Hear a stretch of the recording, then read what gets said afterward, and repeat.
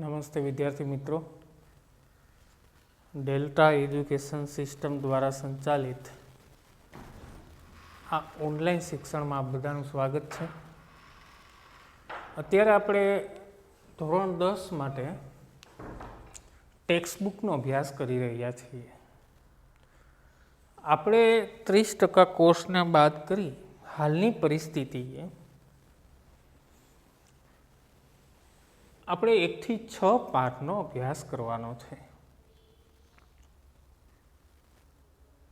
એ પાછળના જે પાઠ છે 7, 8, 9, 10, 7, 8, 9, 10 એ પાઠ છે એ કટ કરેલા છે અત્યારે આ કોરોનાના કારણે.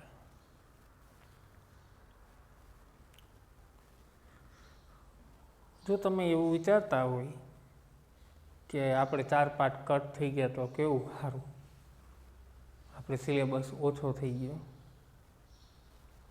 તો ગમે ત્યારે આપણે વાંચીને તૈયારી કરી શકશે, તો એ તમારી શંકા છે, વેમ છે.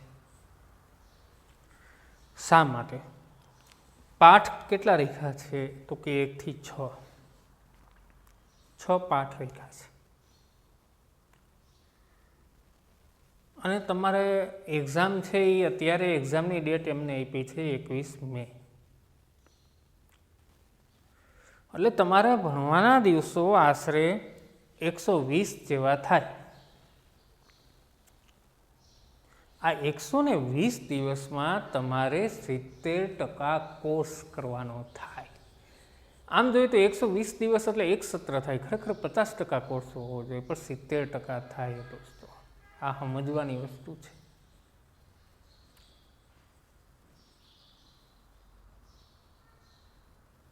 એકસો 20 દિવસમાં 70% કોર્સ એટલે કે તમારે મહેનત એમાં વધારે કરવી પડે. ગ્રામર બેઝની અંદર આપણે મેઇન જે ગ્રામરના ટોપિક છે, change the voice, change the text, કન્જંક્શન, function, indirect speech, આ બધો અભ્યાસ કર્યો. લેખન વિભાગ આપણે બાકી છે. લેખન વિભાગની અંદર આપણે એસે રાઇટિંગ, ઈમેલ રાઇટિંગ અને પિક્ચર ડિસ્ક્રિપ્શન, આ 3 વસ્તુ જોવાની છે. પરીક્ષાની મેથડ એ જ છે, એમાં હજી કોઈ ચેન્જીસ નહીં. ગ્રામેટિકલ બેઝ પણ સેમ, એમાં પણ કોઈ જાતનો કાંઈ પણ પ્રકારનો ચેન્જ છે નહીં. તો અત્યારે આપણે જે ટેક્સ્ટબુકનો અભ્યાસ કરી રહ્યા છીએ એમાં યુનિટ 1 અગેન્સ્ટ ધ ઓડ્સની વિરુદ્ધમાં એમાં અલગ અલગ પ્રકારના 3 રીડ છે દોસ્તો.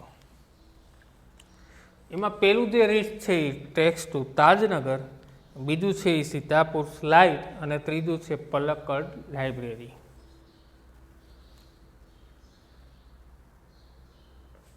એમાંથી આપણે ટ્રેક્સ ટુ તાજનગરનો આપણે અભ્યાસ કર્યો છે. બહુ સરસ વાત કરી છે દોસ્તો એની અંદર કે તું જ તારા ભાગ્યનો વિધાતા છે. આજે જ હું ટીવીની અંદર સમાચારમાં એક સરસ કિસ્સો આવતો હતો. ઉત્તર ગુજરાત બાજુના એક ગામ લોકોએ જાતે તળાવમાંથી રસ્તો બનાવ્યો. આત્મનિર્ભર ભારત જે નવું સ્લોગન આવ્યું છે ને, એ ગામ લોકોએ મતલબ ખેડૂતોએ એમાં જાતે પોતાની મહેનતથી રસ્તો બંધાવ્યો છે દોસ્તો. આ જે તાજનગરના લોકો છે, શોર્ટની અંદર તમને સ્ટોરી ફરી પાછી સંભળાવી દઉં. આ જે તાજનગરના લોકો છે, હવે એ ગામમાંથી એમને બહાર કોલેજના અભ્યાસ માટે કે કોઈ કામ માટે જવું પડતું, તો એમને છેક એ લોકો અભ્યાસ માટે દિલ્હી જાય, રેવાડ જાય, પણ ગામથી ચાલીને જવું પડતું. હવે એમની નજીકમાં 2 સ્ટેશન હતા રેલવેના, એક હલીમંડી અને એક પટલી. આવા 2 સ્ટેશન હતા દોસ્તો.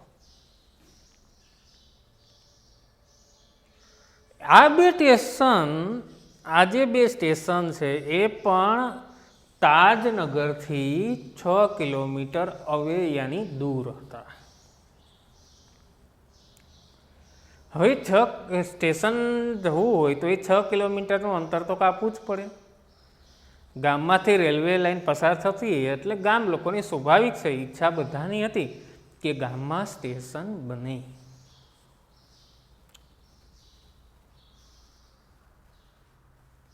આજે હું વાત કરું છું 1982ની વાત કરું છું.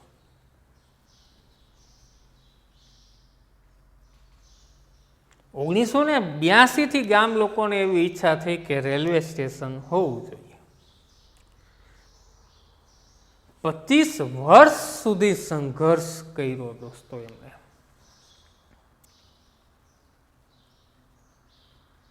સંઘર્ષ તો કરવો જ પડે દોસ્તો, તમારું મનોબળ હોવું જોઈએ. હરણ છે એ 90 કિલોમીટર પ્રતિ કલાક ચાલે છે. ડિયર છે એ 90 કિલોમીટર પ્રતિ કલાક ચાલે, જ્યારે લાયનની છે એ 60 કિલોમીટર પ્રતિ કલાક ચાલે. છતાંય લાયન છે એ પકડી લે છે ડિયરને. શા માટે? કારણ કે હરણને ચાલતા ચાલતા દોડતા એને પાછું વળીને જોવું પડે છે, બીક લાગે છે. મનોબળ મજબૂત નથી એનું. જે ડિયર છે, ડિયર મેન્ટલી સ્ટ્રોંગ નથી. આ પાઠનું જે ફંક્શન છે સ્પેસિફાઈંગ લોકેશન એન્ડ ટાઈમ, એ જ આપણને સમજાવે છે યોગ્ય સમયે યોગ્ય નિર્ણય લેવાની ક્ષમતા તમારામાં હોવી જોઈએ દોસ્તો. હવે પરીક્ષા આવવાની તૈયારી છે ને અત્યારે જ આપણે જો નિર્ણય કરીએ અને વાંચીએ નહીં તો આપણો મેળ ના પડે. પછી બધું ભેગું થાય અને ફાંફા મારીએ આપણે. હવે શું કરવું?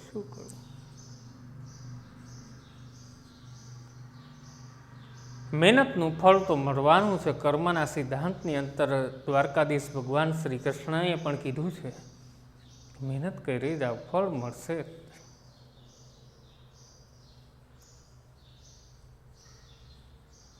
સમય જતા તમને ફળ મળવાનું જ છે. 1982થી આ તાજનગરના પીપલ, તાજનગરના લોકોની જે ઈચ્છા હતી કે ગામમાંથી રેલવે થ્રુ પસાર થાય છે તો એક સ્ટેશન બંધાય. રેલવેએ તો રિફ્યુઝ, ના પાડી દીધી. રેલવે એમની ડિમાન્ડ છે એક્સેપ્ટ કરી નહીં, સ્વીકારી નહીં એમની માંગણીઓ. જાન્યુઆરી 2007ની અંદર ગામ લોકોએ જ નક્કી કર્યું કે હવે આપણે જ આપણું ભાગ્ય છે એ બદલાવશું. આ જે મેટર છે એમના પોતાના હાથ ઉપર ગામ લોકોએ લઈ લીધી અને કલેક્શન કરવા માંડ્યા. દે પુટ આઉટ 3,000 to 75,000 રૂપીસ. ગામ લોકોએ 3,000થી લઈ અને 75,000 સુધીનો ફાળો એકઠો કલેક્શન કરવા માંડ્યા છે. આ વાત કહેતા ખૂબ જ ઓછી વાર લાગે, પણ આ કામ પૂરું કરતા બહુ વાર લાગે છે દોસ્તો.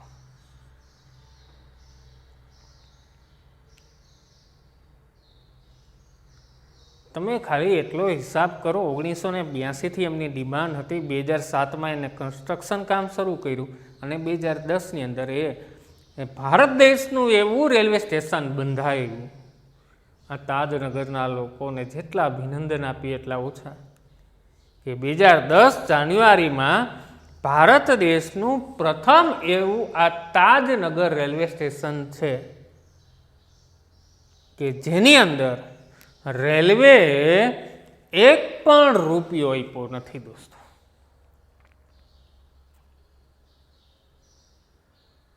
ભારત સરકારની જે રેલવે છે, આ રેલવે એમને એક પણ રૂપિયો આપ્યો નહીં.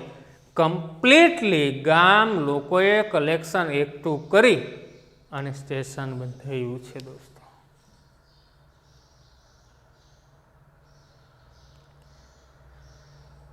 જીવનની અંદર સંઘર્ષ જરૂરી છે દોસ્તો.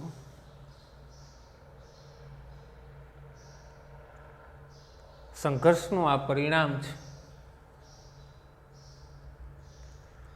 આવું સરસ મજાનો પાઠનું એનાલિસિસ, એનું ડિસ્ક્રિપ્શન આપણે જોયું. હવે મારે તમને જે વસ્તુ કેવી છે એ હવે આવે છે. એક્ઝામની અંદર આપણે એક સરસ મજાનું પેપર ખોલશો ને તમે, એટલે એક સરસ મજાની સૂચના હશે. આવી સૂચના હશે: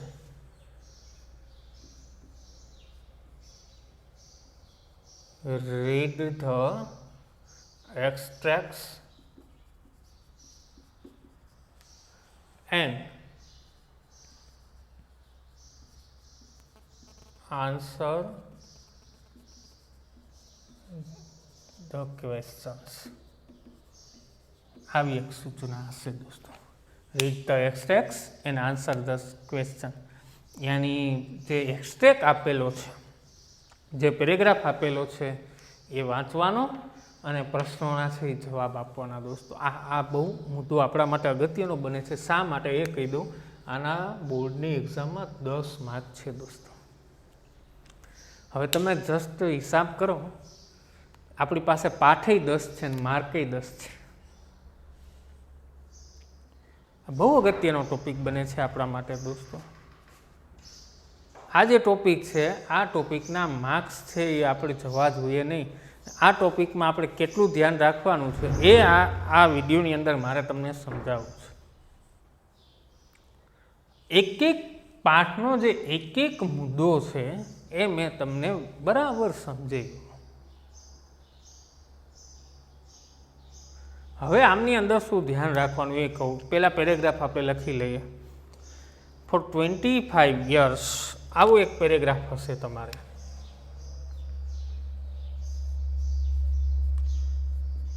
four 25 years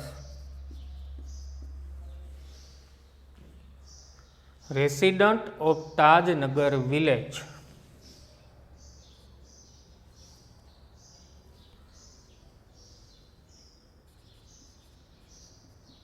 resident of Tajnagar village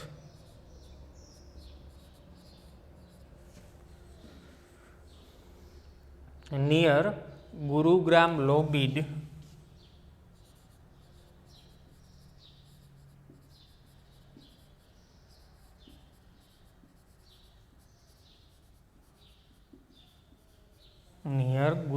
Lobid for a railway station in their village.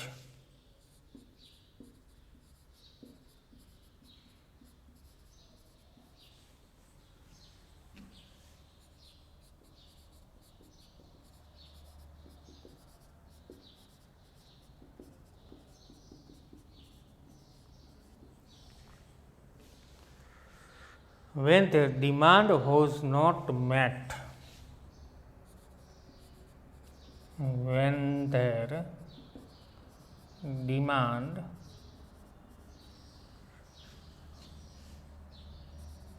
was not met, the villagers decide to take matters. The villagers decided to take matters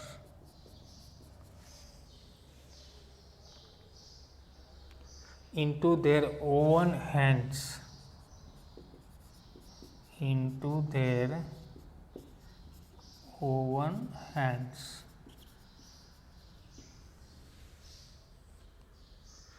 They pulled in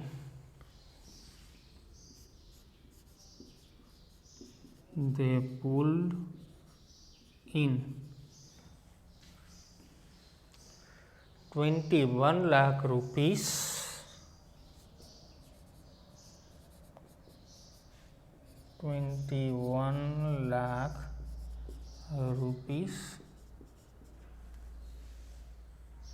and built a railway station on their own. And built their railway station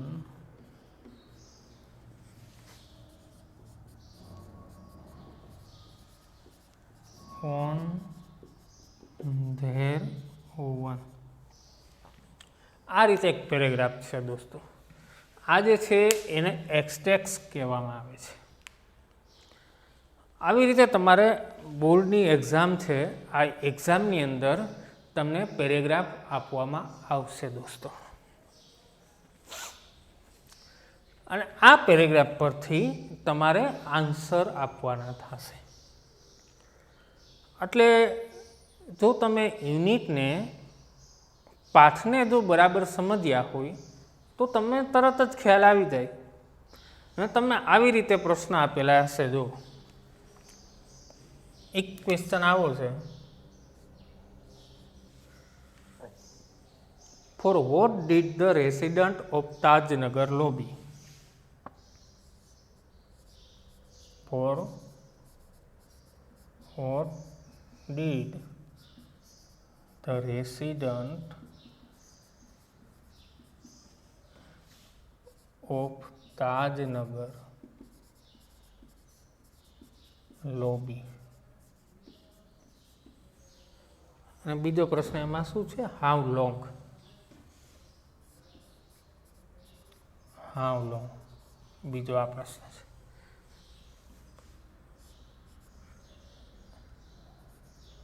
બીજો પ્રશ્ન જોઈએ.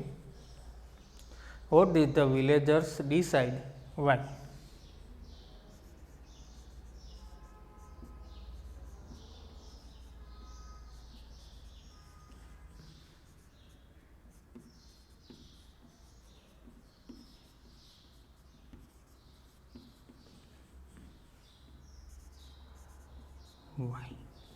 આ રીતે બે પ્રશ્ન છે દોસ્તો. હવે વિચાર કરો તમે, પેરેગ્રાફ પણ આપેલો છે અને બે પ્રશ્ન આપેલા છે. આ પેરેગ્રાફમાંથી આ બે પ્રશ્નના શોધીને જવાબ લખવાના છે દોસ્તો. આમ જોઈએ તો આ એક એક માર્કના ક્વેશ્ચન હોય એ આમાં જ છે. મતલબ આ બે પ્રશ્નના 2 માર્ક ખાલી આટલી લાઈનોમાં છે. હવે વિદ્યાર્થીઓ શું ભૂલ કરે છે એ પહેલાં કહું તમને. કારણ કે અમે આજ 8-9 વર્ષથી પેપર ચેકિંગ કરવા જાય ને, એટલે અમને જે ભૂલો દેખાય ને એ તમને કહું છું, જે આપણે નથી કરવાની. વિદ્યાર્થી શું કરે તો કે અહીંયા શબ્દ પકડે તો કે the resident of Tajnagar lobby છે, એટલે જોવે અહીંયા રેસિડન્ટ ઓફ તાજનગર લોબી ક્યાં છે તો કે લોબી શબ્દ આવ્યો, અહીંયાથી જવાબ ચાલુ કરી દે. એમ ના હોય, એમ ક્યારેય નથી કરવાનું આપણે.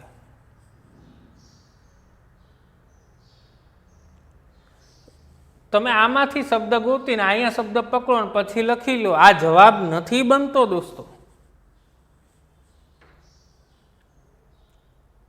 આવી રીતે જવાબ લખવાનો પણ ના હોય. આપણે જે ધારીએ ને કે મારે તો અંગ્રેજીમાં 75 આવી જશે, આવડી ગયું બધું, પછી રિઝલ્ટ આવ્યા ત્યાં ખબર પડે કે 57 આવ્યા 75 ઊંધા. ત્યાં આપણે દોસ્તના ટોપલા શું દઈ તો કે ટોટલમાં ભૂલ હશે, જોનારમાં ભૂલ હશે, ને આવા બધા આપણે બાના દઈએ છીએ.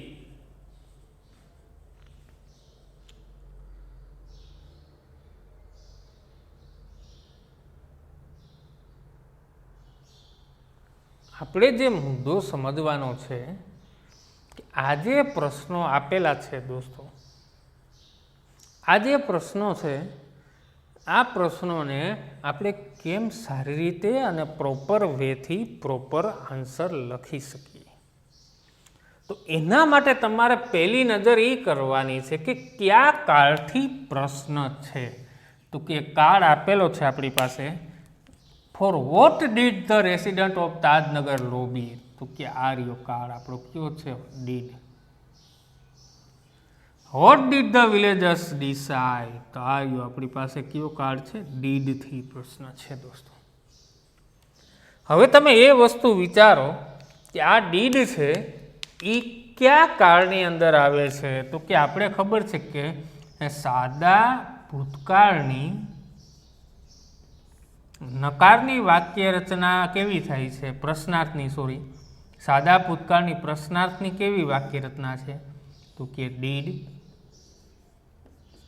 પછી કર્તા આવશે, પછી ક્રિયાપદનું મૂળ રૂપ, પછી કર્મ, અન્ય શબ્દ અને પ્રશ્ન ચિહ્ન.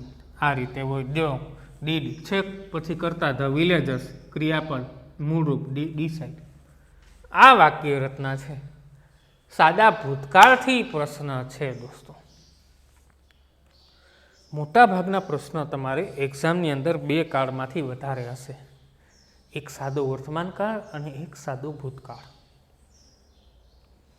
આજે સાદા ભૂતકાળની પ્રશ્નાર્થ વાક્ય રચના છે અને એ પ્રશ્ન આપેલો છે. તો આ જે પ્રશ્ન છે, આ પ્રશ્નનો જવાબ આપણે શેમાં આવશે? તો કે હકાર વાક્ય રચનામાં આવે. તો હકાર વાક્ય રચના શું થાય? તો કે સૌથી પહેલા શું આવશે? તો કે કર્તા, પછી શું આવશે? તો કે V2, પછી શું આવશે? તો કે કર્મ અને અન્ય શબ્દ. આ એનો જવાબ બને છે. ક્રિયાપદને ભૂતકાળમાં લઈ જવાનું થશે. એટલે હું વારે વારે તમને કહું છું કે ક્રિયાપદ તમને આવડતા હોવા જોઈએ. હવે જો આ પ્રશ્નનો જવાબ શું થાય છે? For what did the resident of Tajnagar lobby. Lobby એટલે અસર પાડવાનો પ્રયત્ન કરવો. તાજનગરના જે રેસિડન્ટ લોકો હતા એમને શું અસર પાડવાનો પ્રયત્ન કર્યો? આપણો જવાબ આ રીતે સ્ટાર્ટ થવો જોઈએ. સૌથી પહેલાં કરતા ગોતી લો. તો કે આપણી પાસે છે, શું છે? The resident of Tajnagar.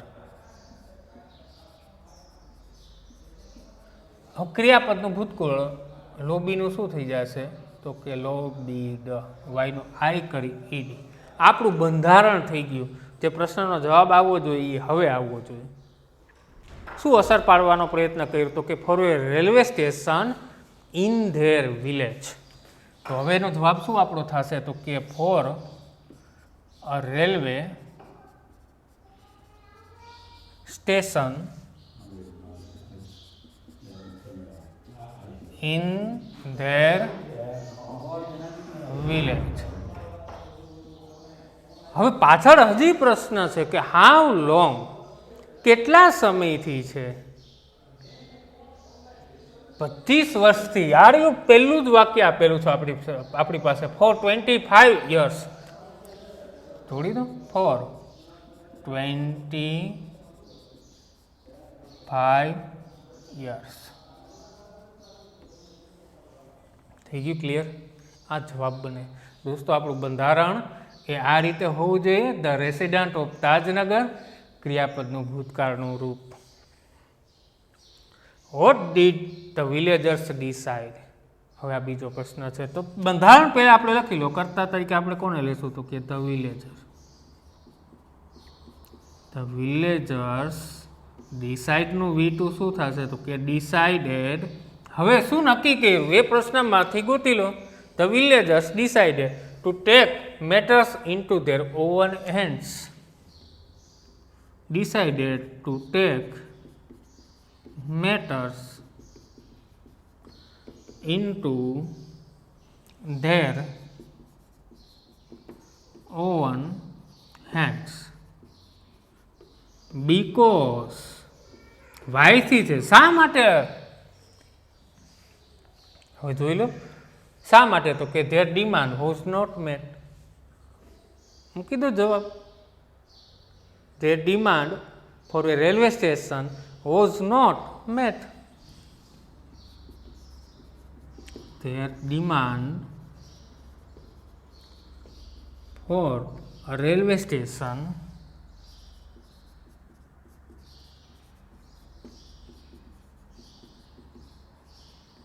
was not met. તો you clear? કે રેલવે સ્ટેશન માટેની એમની જે ડિમાન્ડ હતી, એમની જે માગણીઓ હતી એ પૂર્ણ થઈ નહીં. એટલા માટે એમણે જાતે નક્કી કર્યું છે. દોસ્તો આ મેં તમને એક મોડ્યુલ પેરેગ્રાફ કરાવ્યો છે. હજી પણ આની અંદર શું શું ધ્યાનમાં લેવાનું છે એ હું તમને નેક્સ્ટ લેક્ચરની અંદર સમજાવીશ. આવી રીતે પ્રશ્નના જવાબ પ્રશ્ન છે પ્રેક્ટિસ કરવાની છે અને આપણા જે માર્ક્સ છે એ આપણા કપાવવા જોઈએ નહીં. ક્લિયર? મળીએ નેક્સ્ટ લેક્ચરમાં.